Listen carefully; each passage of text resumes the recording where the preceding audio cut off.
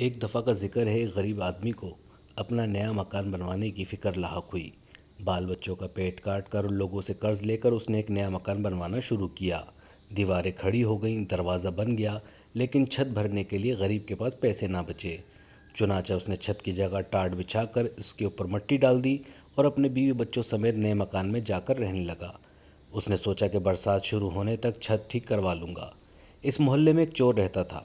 غریب آدمی کا نیا مکان دیکھ کر اس نے سوچا کہ شاید یہ دولت مند ہو گیا ہے، اس کے ہاں سے شاید اچھا خاصا مال ہاتھ لگ جائے۔ چنانچہ ایک روز رات کے وقت جب سب سو رہے تھے، وہ چور اس غریب آدمی کے مکان کی چھت پر چڑھ گیا، لیکن چھت پر ابھی ایک دو قدم ہی چلا تھا کہ ٹاٹ پھٹ گیا اور وہ دھڑم سے نیچے کمرے میں سوئے ہوئے مالک مکان کے اوپر گر پڑا۔ مالک مکان ہڑبڑا کر اٹھ بیٹھا اور چور کو پکڑنے کی کوشش کی، لیکن چور فرار ہونے میں کامیاب ہو گیا۔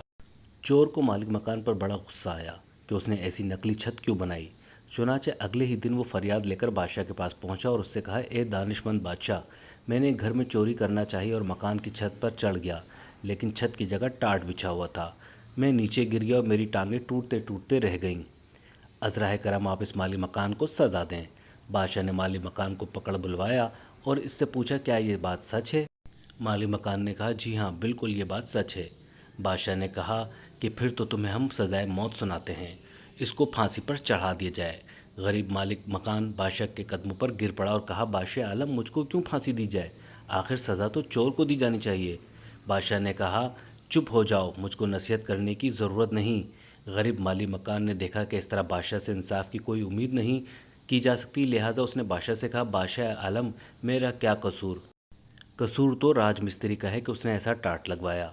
بادشاہ سلامت کو بات سمجھ میں آئی اور اس نے مالی مکان کو رہا کر دیا اور راج مستری کو طلب کر لیا۔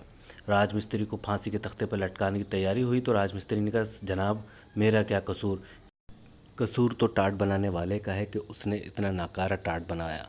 بادشاہ کو یہ بات بھی سمجھ میں آ گئی اور اس نے راج مستری کو جانے دیا اور ٹاٹ بنوانے والے کو طلب کر لیا اور اسے پھانسی کے تختے پر لٹکانے کی تیاری شروع کر دی۔ ٹاٹ والے نے کہا، بادشاہ سلامت، میری بھی عرض سنیں، اس میں میرا کیا قصور ہے؟ دراصل جہاں میں ٹاٹ بیٹھ کے بناتا ہوں، وہاں پہ میرے پڑوسی کبوتر اڑاتا ہے اور وہ کبوتر اس کے کلابازیاں دکھاتے ہیں، شغل میلہ لگا رہتا ہے، تو میرا دھیان بڑھ گیا تھا، اس وجہ سے میں ٹاٹ صحیح سے بنا نہیں سکا، تو یہ تو کبوتر والے کی غلطی ہوئی۔ بادشاہ کو پھر بات سمجھ میں آتی ہے اور وہ ٹاٹ والے کو جانے دیتا ہے اور کبوتر باز کو پکڑ لیتے ہیں۔ کبوتر باز کو لٹکانے کی کوشش ہو رہی ہوتی ہے تو کبوتر باز بولتا ہے، بادشاہ سلامت، اس میں میرا کیا قصور؟ میری جان لے کر بھلا کیا فائدہ ہوگا؟ اس سے تو کہیں بہتر ہے کہ آپ چور ہی کو قتل کرا دیں، تب لوگ چین اور آرام سے زندگی بسر کرنے لگیں گے۔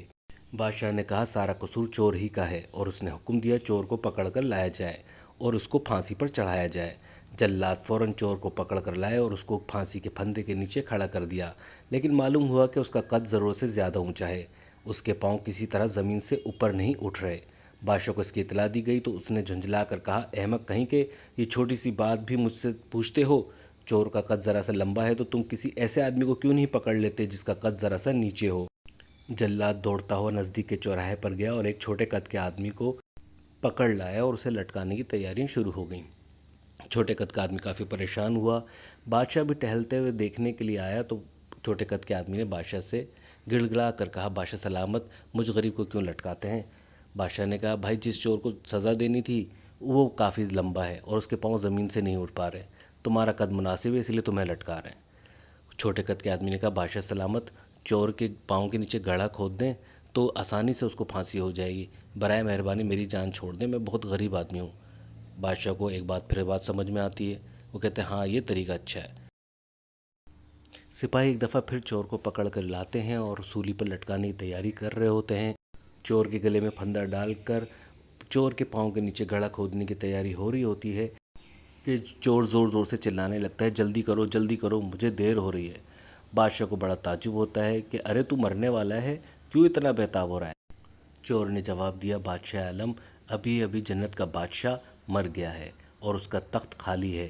مرتے وقت اس نے وصیت کی تھی کہ جو شخص سب سے پہلے جنت میں داخل ہوگا اسے جنت کا بادشاہ بنا دیا جائے، اس کا تخت ابھی بھی خالی ہے، اگر سولی پر جھولنے میں مجھے دیر ہو گئی تو ہو سکتا ہے کوئی اور بادشاہ بن جائے۔